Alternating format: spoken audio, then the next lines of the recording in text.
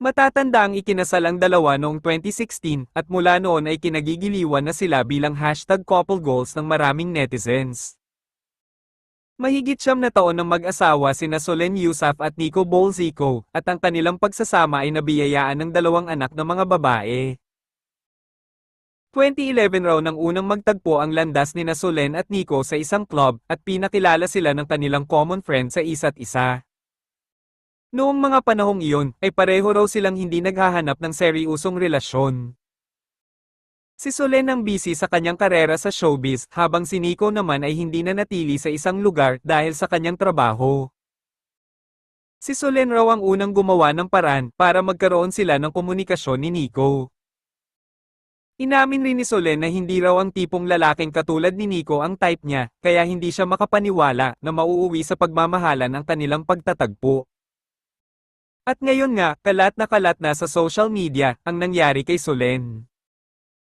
Marami ang naniniwala na may pinag-aawayan ang mag-asawa, kaya ito nangyari sa mukha ni Solen. Sabi pa ng karamihan, kahit pa man sa sinapit ngayon ng actress model, tila pinagtatakpan pa nito ang kanyang asawa, at pinalabas na di umano isang special gift ang nakuha ni Solen Yusuf nitong Mother's Day celebration mula sa kanyang anak.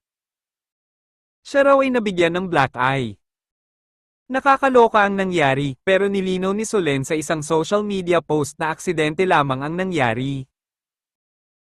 Sa Instagram stories, ipinakita ng celebrity mom ang picture na ipinapakita ang isang mata na nangingitim. Ani sa kanyang caption, "To those asking, no biggie. This was a Mother's Day gift by Maylise," say ni Solen. Ang kwento niya, accident head, bought while sleeping. Next time I'll sleep with a helmet, biro pa ni Solen. Sa isa pang post, makikita naman ang mata ng aktres na nagkulay ube at naninilaw na ang ilang bahagi ng kanyang black eye, na senyales na gumagaling na ito. At syempre, dahil na rin sa makeup ay naitago niya ng maayos ang black eye. There we go.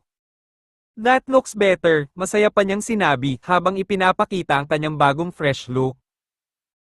Last year, lumipat na ang pamilya sa kanilang bagong dream home. Si Solen na unang sumabak sa showbiz matapos sumali sa Survivor Philippines noong 2010 ay mas lalong sumikat sa kanyang pagganap bilang Cassiopeia sa fantasy series na Encantadia.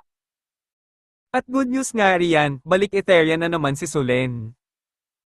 Inaasahan na siyang muling gaganap sa inaabangang Encantadia spin-off na Sangre.